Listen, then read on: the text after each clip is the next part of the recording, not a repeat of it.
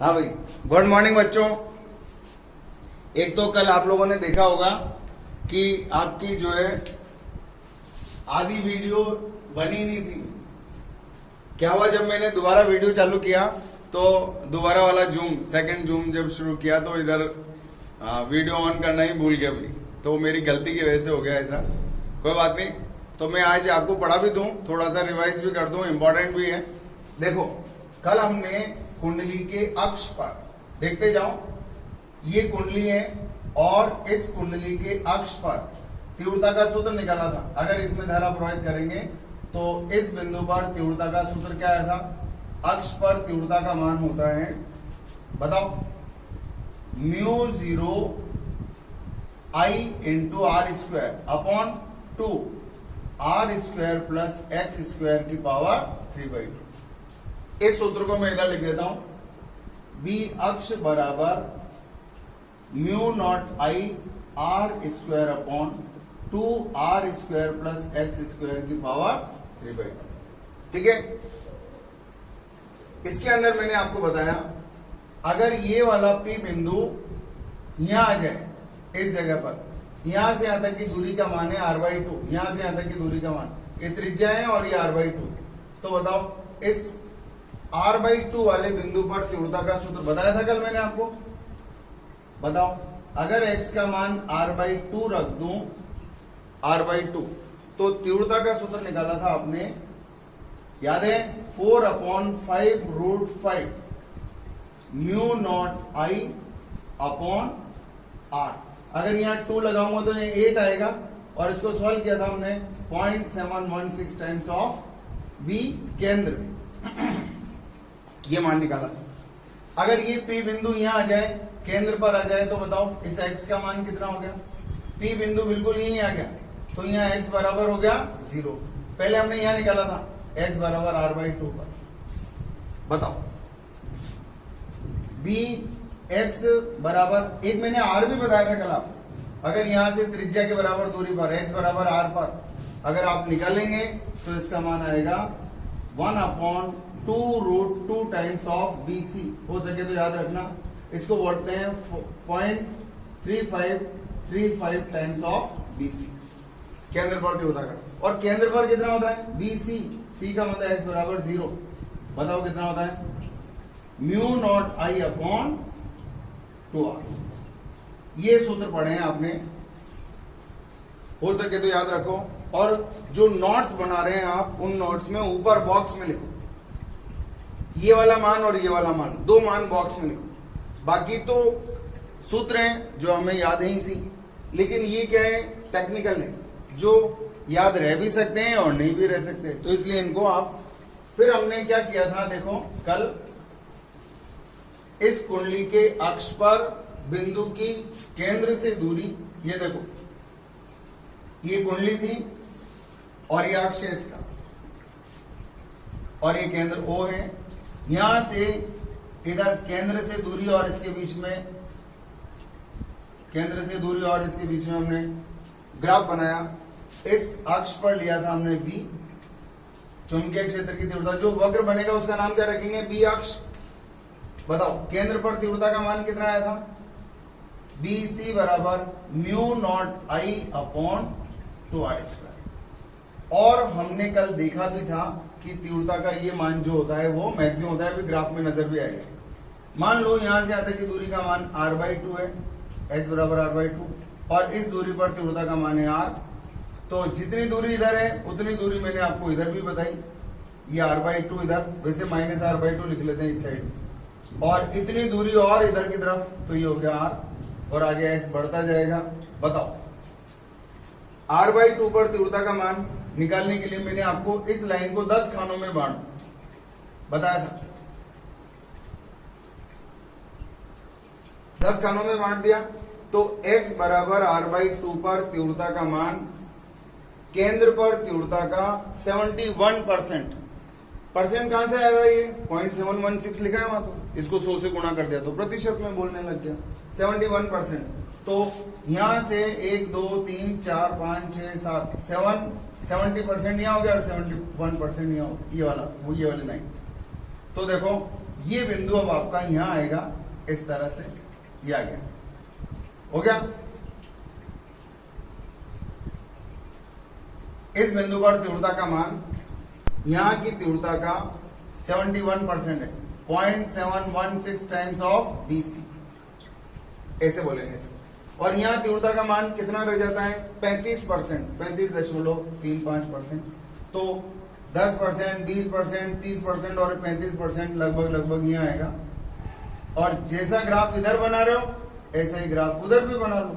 ये इधर की तरफ तो ऐसा कैसे ग्राफ बना लो, देखो ये तो बन गया यहाँ R/2 का, और ये वाला बन गया R का। इधर भी दो बिंदु मैंने लगा दिए। अब ये ग्राफ इस तरह से बनता है,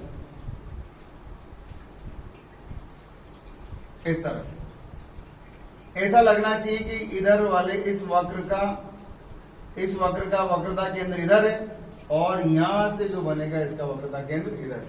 थोड़ी सी ऐसी टीले की जैसे बनेगा, टीला बन गया हो, ऐसा लगेगा आपको इस तरह से। यहां तो इन दोनों बिंदुओं के मैंने नाम क्या रखे थे?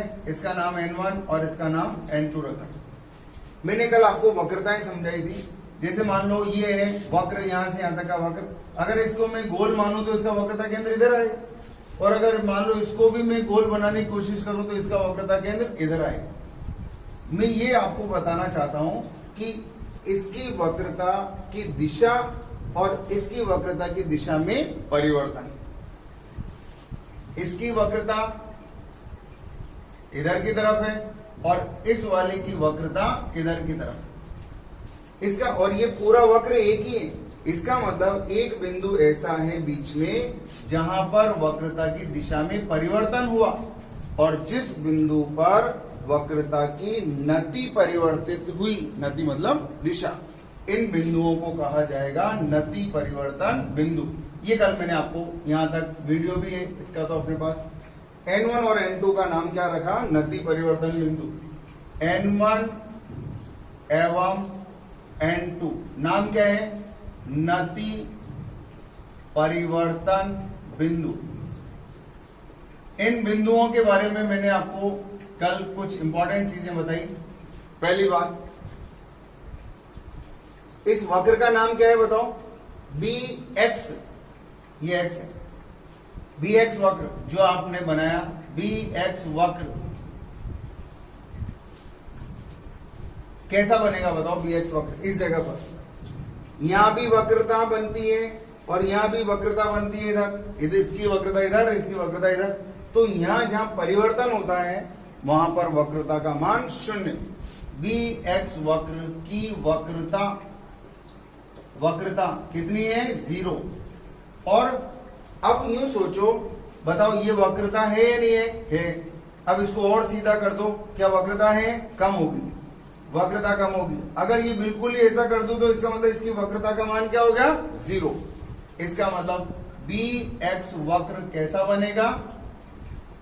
सरल रेखा बनेगा। दिखेगा नहीं, दिखेगा ही नहीं वो अपन को। क्यों? क्योंकि वो एक बिंदु पर ऐसा हुआ होगा, हम ऐसा सोच रहे हैं। अगर हम इसको जूम करके देख सकते, जूम और जूम करते जाओ, जूम करते जाओ, करते जाओ, करते जाओ, करते जाओ, करते जाओ, यहां आपको ऐसा लगेगा स्ट्रेट लाइन आती। तो क्योंकि, और ऐसा कॉन्फिडेंस कहां से आया कि ऐसा हुआ होगा? क्योंकि इस बिंदु पर दिशा में परिवर्तन हुआ। इसकी वक्रता इधर आ रही है, इसकी वक्रता इधर आ रही है। इसका मतलब एक बिंदु ऐसा है जहां पर वक्रता की दिशा में परिवर्तन हुआ है। इसका मतलब वहां वक्रता 0 है, और वक्रता 0 होती है उसी को ही हम सरल रेखा बोलते हैं। जैसे आप दर्पण के अंदर पढ़ेंगे, अगर वक्रता 0 है, वक्रता 0 होने का मतलब वक्रता त्रिज्या का मान अनंत है। इसका मतलब अगर यहां पूछा जाए आपसे वक्रता त्रिज्या बताओ, इस बिंदु पर वक्रता त्रिज्या का मान कितना आएगा? अनंत।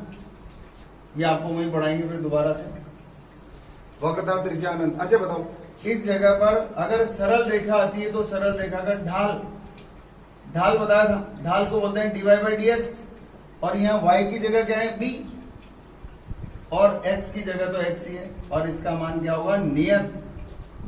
मतलब एक ही चीज को हम अलग अलग तरीके से बोलना चाह रहे हैं कि भाई यहां वक्रता 0 है, यहां वक्रता की दिशा में परिवर्तन हुआ है। इसी चीज को हम अपने अपने अंदाज में, एक बच्चा बोलता है सर यहाँ वक्रता शून्य होगी, अपने समझ में आ गया।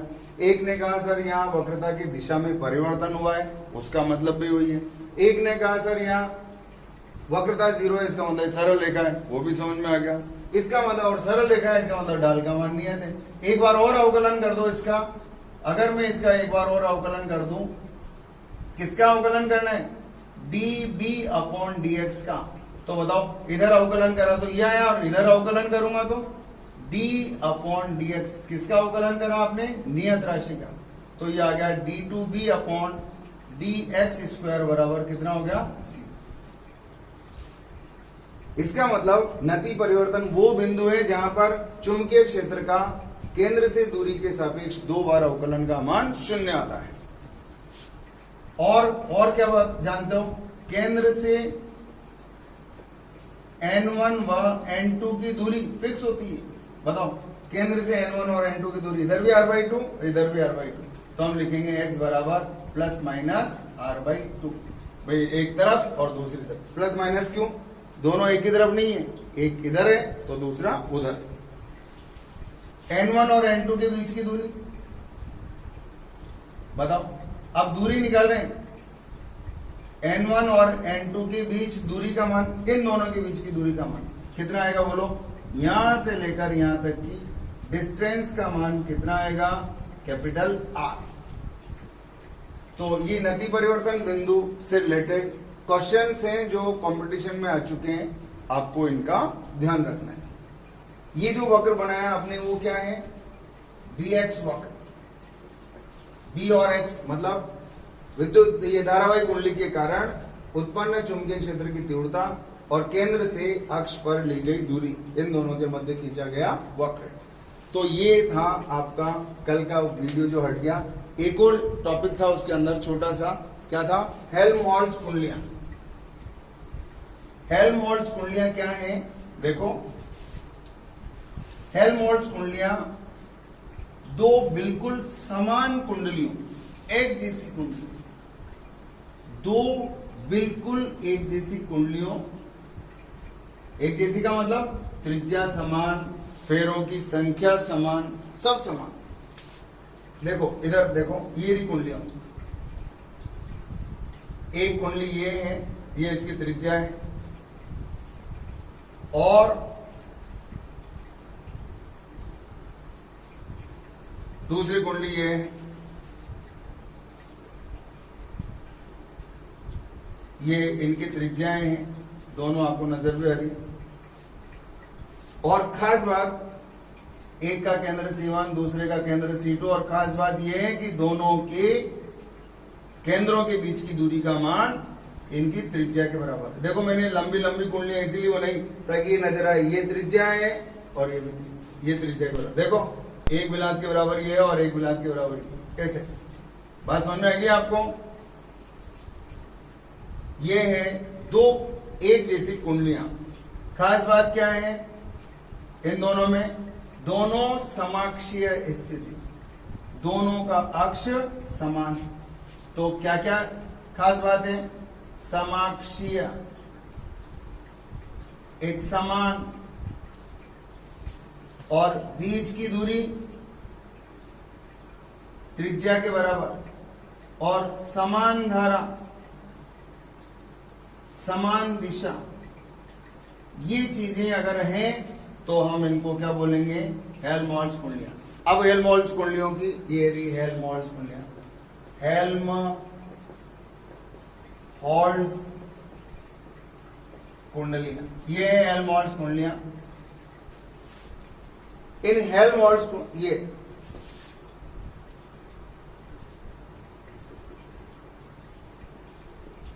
हेल्महोल्ट्ज कॉइल्स, क्या परिभाषा बनेगी बताओ? दो एक समान समाक्षीय ऐसी कुंडलियों का युग्म जिनके केंद्रों के बीच की दूरी त्रिज्या के बराबर है। इनमें एक समान धारा एक समान दिशा में प्रवाहित करने पर कुंडलियों के मध्य समचुंबकीय क्षेत्र पैदा होता है। कुंडलियों के इस युग्म को हेल्महोल्ट्ज कुंडलियां कहा जाता है। परिभाषा बनाना आएगा। दोबारा पढ़ा रहा हूं कल का पूरा दो एक समान त्रिज्या समान, पैरों की संख्या समान, सब समान। दो एक समान, ये त्रिज्या है, ये भी आर, ये भी आर। दो एक समान समाक्षीय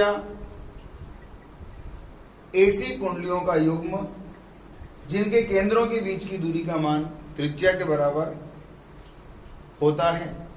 इनमें एक समान मान की धारा समान दिशा में प्रवाहित करने पर इनके मध्य सम चुंबकीय क्षेत्र पैदा होता है। कुंडलियों के इस युग्म को हेल्महोल्ट्ज कुंडलियों के नाम से जाना जाता है। ये है हेल्महोल्ट्ज कुंडलियां। अब क्या है, कैसे कितना चुंबकीय क्षेत्र पैदा होता है उसके बारे में देख लो। आपने कल एक चीज पढ़ी है, अभी भी पढ़ी है, अभी जस्ट पढ़ाई है आपने। इधर देखो, अगर मान लो मैं आपसे बोलूं कि इस कुंडली का वक्र जो अभी आपने बनाया था bx वक्र, वो कैसा था, तो आप समझ सकते हैं। बताओ यहां से यहां तक की दूरी का मान कितना है, r/2। इधर भी दूरी का मान कितना है, r/2। इधर अगर मैं एक कुंडली का ग्राफ बनाऊंगा तो बताओ यहाँ तीव्रता का मान 70% रह जाएगा, रहेगा नहीं रहेगा? क्या ऐसा ग्राफ पढ़ा क्या अभी आपने? पढ़ा ना यार ऐसा ग्राफ? ऐसा ही ग्राफ पढ़ा है? बताओ क्या हमने अभी bx वक्र ऐसा पढ़ा है? बिल्कुल पढ़ा है। इसके कारण ये एक जैसी होती है। देख लो, ये कुंडली C1 के कारण ये जो आपने ग्राफ बनाया वो इस तरह से बना। ये एक बादल नजर आ रहा है, बादल एक तरह से मान। इस कुंडली, ये चुंबकीय क्षेत्र किसने पैदा किया? इस वाली कुंडली ने पैदा किया इस प्रकार से। और इस वाली कुंडली का जो ग्राफ बनेगा वो भी इसी तरह से बनेगा। एक एक कुंडलियों का अलग अलग बना रहा हूं मैं, और इन वक्रों का नाम है bx वक्र। ये bx वक्र, इसका भी ग्राफ कुछ इसी तरह से बनेगा। ये इस तरह का वक्र दिखना चाहिए कि इसकी वक्रता इधर है और इधर वाले इस वाले वक्र की वक्रता हल्का सा। हालांकि अभी हमारा मकसद वो दिखाना नहीं है, अभी हमारा मकसद कुछ अलग है। चलो इधर देखो, यहां पर ये मध्य बिंदु आ गया जहां पर दोनों के वक्र मिलते हैं। अब मैंने एक आपसे कल इस तरह से बोला था कि मान लो एक जनरल थॉट के हिसाब से इसकी ऊंचाई मान लो कितनी है, 4 सेंटीमीटर, ठीक है, कोई दिक्कत? और यहाँ ऊंचाई कितनी है, 5 सेंटीमीटर। यहाँ कितनी है, 6 सेंटीमीटर। ये यहाँ से ऊंचाई नाप रहा हूं।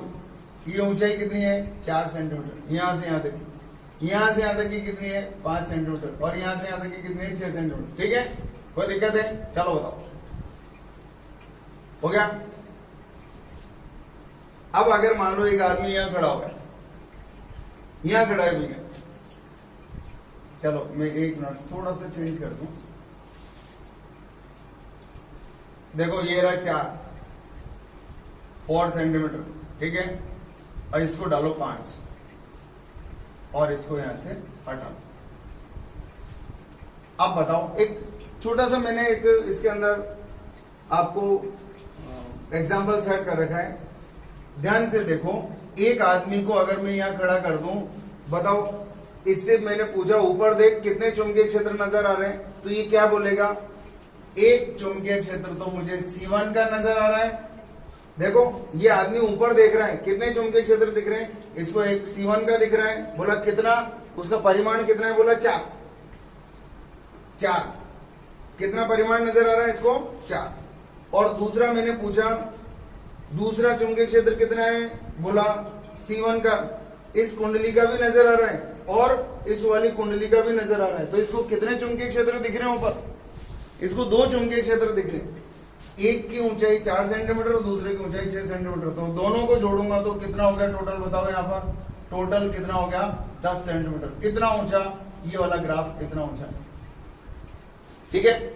अब बताओ, इससे मैंने कहा थोड़ा सा एक कदम आगे सरक, ये थोड़ा सा आगे सरक गया। अब मैंने पूछा बता C1 का चुंबकीय क्षेत्र बढ़ गया या घट गया? यहाँ तो इसने जब ऊपर देखा तो C1 का चुंबकीय क्षेत्र घट गया, पहले 6 था अब घट करके कम हो गया, 5.5 रह गया। अब बता, इससे पूछा, देखो ये इसका नाम क्या है C2 और इसका नाम क्या है C1। इसने ऊपर देख करके बताया कि C2 का चुंबकीय क्षेत्र बढ़ गया थोड़ा सा, कितना हो गया बताओ हाइट, ये 4.5 है तो ये कितना हो गया 4.5 हो गया। देखो ये देख रहा है ऊपर, ये देख रहा है ऊपर, इसको कितने चुंबकीय क्षेत्र नजर आ रहे हैं बताओ, 2, एक ये नजर आ रहा है और एक ये नजर आ रहा है, 2 बादल दिख रहे हैं, एक की ऊंचाई कितनी नजर आई 4.5, 5 और 4 के बीच में 4.5 नजर आई, और दूसरे की ऊंचाई कितनी नजर आ रही 6.5, बताओ यहाँ 5 है और यहाँ 6 है तो यहाँ 5.5।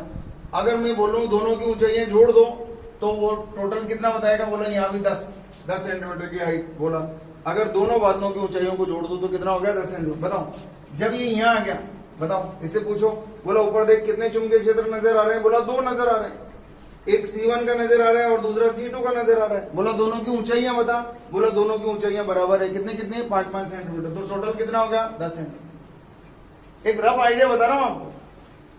जब ये यहाँ आ गया वापस देखो, इससे बोला ऊपर देख, अब इससे पूछा बता किसका चुंबकीय क्षेत्र ज्यादा है, बोलो इस बिंदु पर किसका चुंबकीय क्षेत्र ज्यादा है, C1 का या C2 का।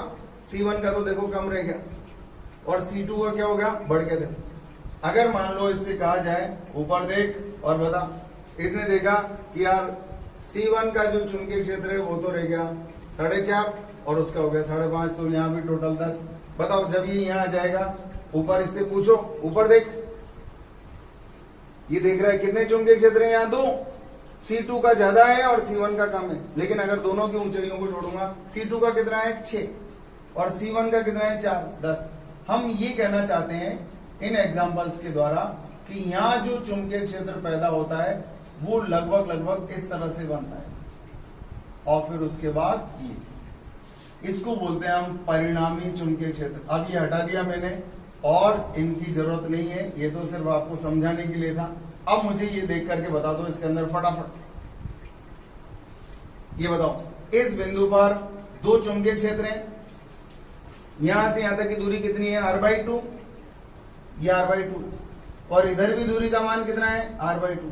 बताओ इसका नति परिवर्तन बिंदु भी यही है और इसका नति परिवर्तन बिंदु भी यही है, और नति परिवर्तन बिंदु मतलब r/2 पर चुंबकीय क्षेत्र की तीव्रता का मान कितना बताया था 0.712 टाइम्स ऑफ b सेंटर। तो इसका मतलब यहाँ चुंबकीय क्षेत्र की तीव्रता का मान बताओ कितना आएगा, कोई बता सकता है। इस बिंदु पर चुंबकीय क्षेत्र की तीव्रता का मान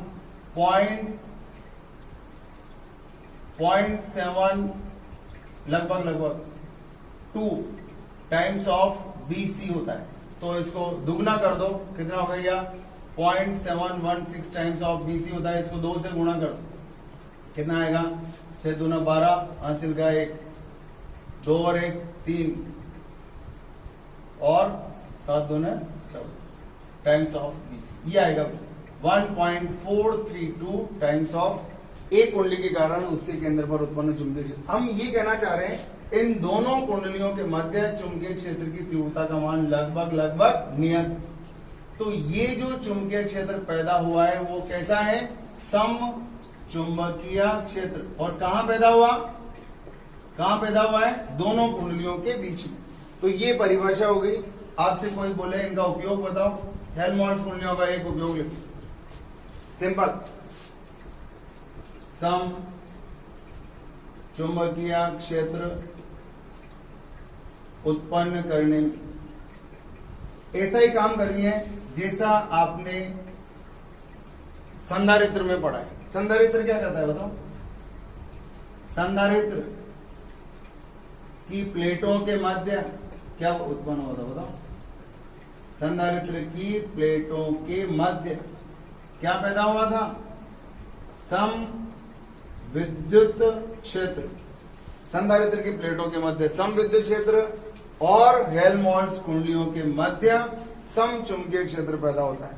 तो दोनों चीजें अब आपने पढ़ ली है। आपसे पूछा जाए सम विद्युत क्षेत्र और सम चुंबकीय क्षेत्र उत्पन्न करने वाली युक्तियों के नाम बताओ। सम विद्युत क्षेत्र तो किसने पैदा किया, संधारित्र ने अपनी प्लेटों के बीच में। इसी तरह से हेल्महोल्ट्ज कुंडलियों के मध्य यहां पर जो चुंबकीय क्षेत्र पैदा होता है इस तरह का, ये चुंबकीय क्षेत्र, सम चुंबकीय क्षेत्र पैदा होगा इन दोनों प्लेटों के मध्य, इन दोनों कुंडलियों के मध्य जो चुंबकीय क्षेत्र पैदा हुआ है वो सम चुंबकीय क्षेत्र। तो मैंने यहां इस तरह से ये सम चुंबकीय क्षेत्र, ये सम चुंबकीय क्षेत्र पैदा हो गया दोनों कुंडलियों के बीच, ये सम चुंबकीय क्षेत्र है। आगे हम सम चुंबकीय क्षेत्र का चित्र भी बनाएंगे, जैसे ये रेखाएं बनाएंगे, इनको चुंबकीय क्षेत्र रेखाओं के नाम से जाना जाएगा। तो ये हमने कल आपको पढ़ा दिया था, ठीक है। तो आज हम इसी को ही थोड़ा सा आगे बढ़ाएंगे, छोटी छोटी सी चीजें बताता हूं, क्योंकि बड़ा टॉपिक तो आज आपका हो नहीं सकता, क्योंकि कल का वीडियो रह गया था जो आप लोगों तक नहीं पहुंच पाया। तो बच्चों ने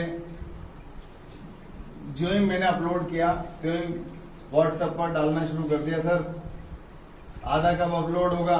मैंने कहा बना ही नहीं तो अपलोड कहां से होगा। चलो क्या, देखो छोटी छोटी सी बातें हैं। ऑरेस्टेड का प्रयोग, ऑरेस्टेड का प्रयोग,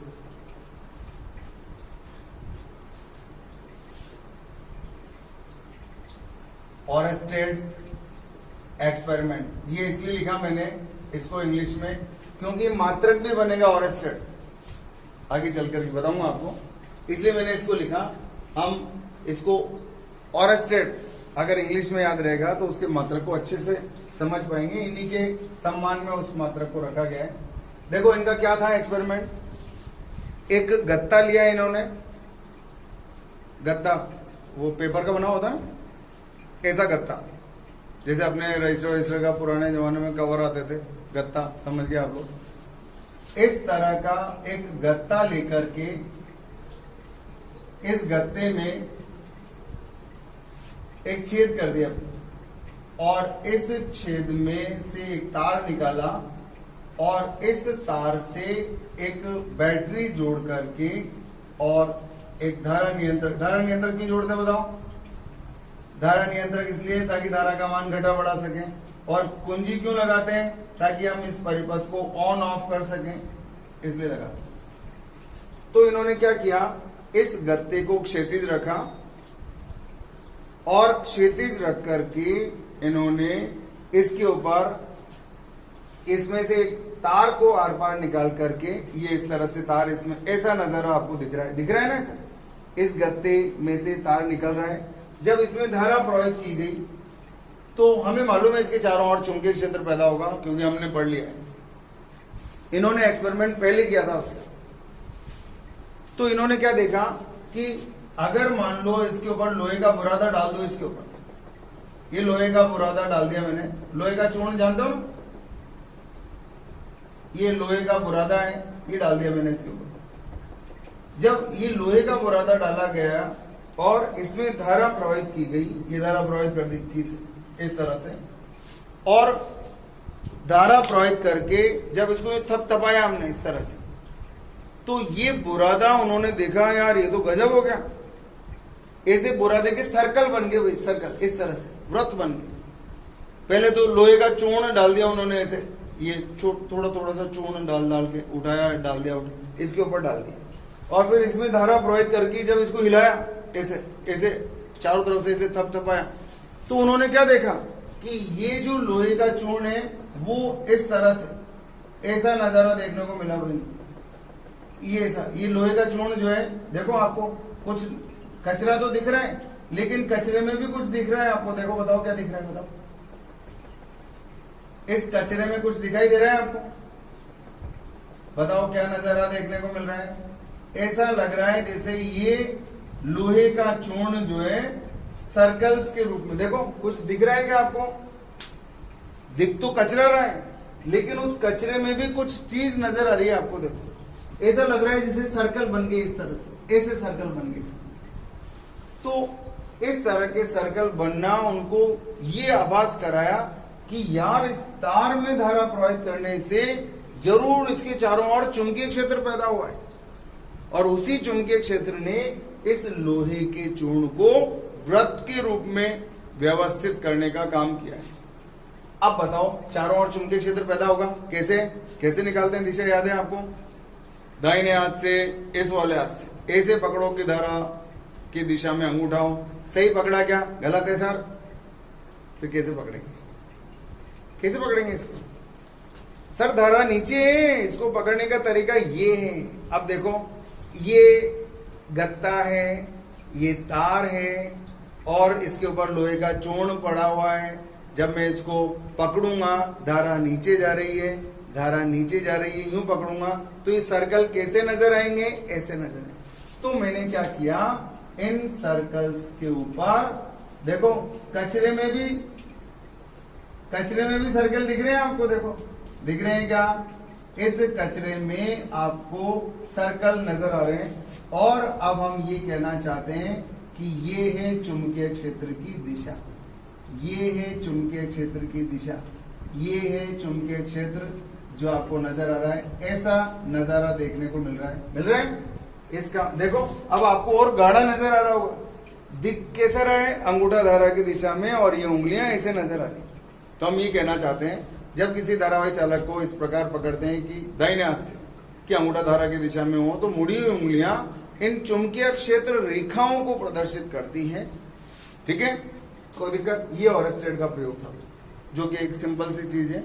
उसके बाद देखो मैंने आपसे एक चीज बोली थी कि मैं आपको शॉर्टकट बताऊंगा दिशाओं की, तो मैं आज ही ले लेता हूं उनको, है ना, क्योंकि आज हम टॉपिक तो शायद बड़ा पढ़ ही नहीं सकते, तो उन दिशाओं के बारे में चर्चा कर लेते हैं।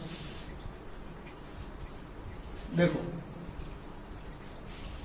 मैंने आपको बताया, थोड़ा ध्यान देना। अच्छा आपको पढ़ा हुआ भी है, बस मुझे तो कनेक्ट करना है आपको 10th क्लास से। 10th क्लास में पढ़ रखा है आपने, तो मैं कनेक्ट कर दूं। इधर देखो सदिश में भी पढ़ा है आपने, ये मेरे सारे बच्चे जानते हैं, उनको देखते ही अभी लग जाएगा उनको कि हाँ पढ़ रखा है, कोई दिक्कत नहीं। लेकिन अभी तक मैंने आपको दूर इसलिए रखा ताकि आप ये लगाना सीखें, अंगूठा धारा की दिशा में और ये उंगलियां चुंबकीय क्षेत्र। तो जिस बिंदु पर निकालना है वो चुंबकीय क्षेत्र की दिशा इन उंगलियों से ही ढूंढना आना चाहिए आपको। चलो इधर देखो, इसमें धारा बताओ क्लॉकवाइज या एंटी क्लॉकवाइज, फटाफट बोलो। इसमें धारा बताओ क्लॉकवाइज या एंटी क्लॉकवाइज। धारा की दिशा दो जगह बताना जरूरी नहीं है, एक ही जगह बहुत है। क्लॉकवाइज या एंटी क्लॉकवाइज, फटाफट बोलो। इसमें क्लॉकवाइज घड़ी की दिशा में, इसमें एंटी क्लॉकवाइज। तो मैं बोलूंगा एंटी क्लॉकवाइज। आई क्या है? Anti clockwise. एंटी क्लॉक का मतलब जानते हो क्या होता है? वामावर्त। क्लॉकवाइज मतलब दक्षिणावर्त, दक्षिणावर्त क्लॉकवाइज। ये करंट के बारे में बात चल रही है, ये उल्टी दिशा में चल रही है और ये सीधी दिशा में चल रही है, ऐसे ही बोल सकते। अब आपके पास कागज पेन है, एक काम करो, कागज पेन है तो कागज पेन है सबके पास, उस पेन और कागज का इस्तेमाल करते हुए आप एन बनाएंगे भी। एन बताओ, एन बनाया आपने। अब और एक जगह एस बनाओ, बनाया।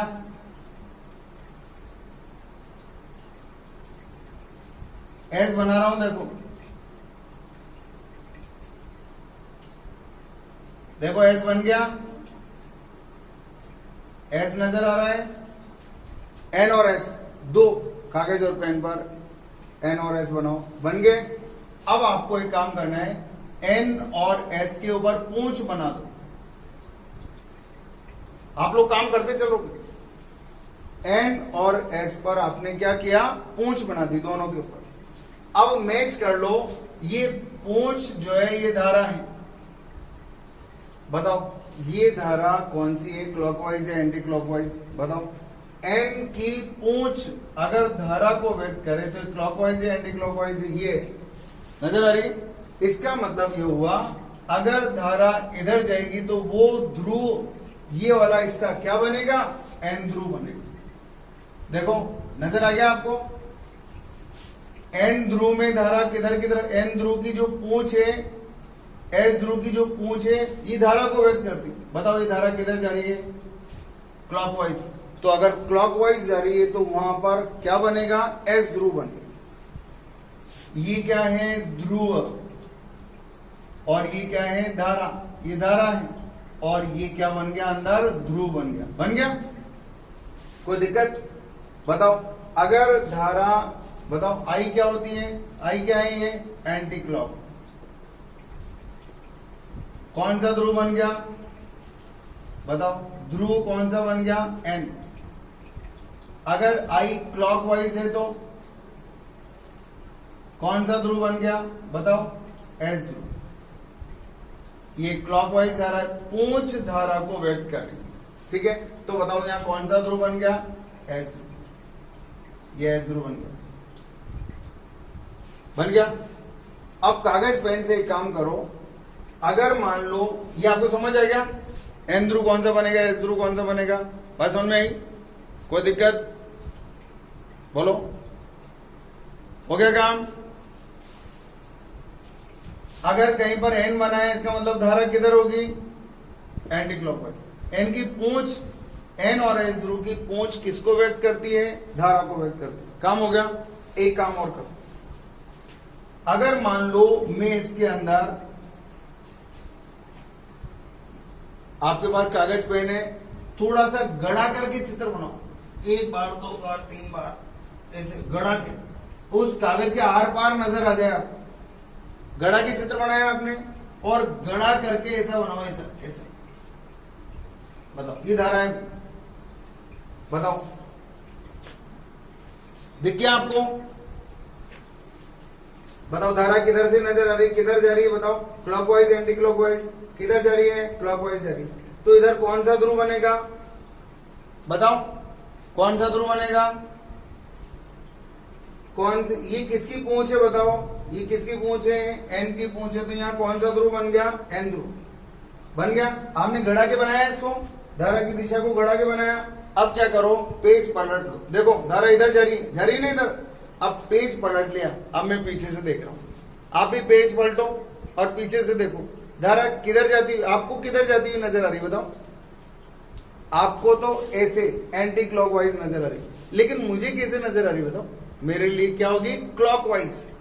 इसका मतलब मुझे कौन सा ध्रुव नजर आएगा, इसका क्लॉकवाइज का मतलब कौन सा ध्रुव नजर आएगा, एस ध्रुव नजर आएगा। देखो, वापस देखो, आप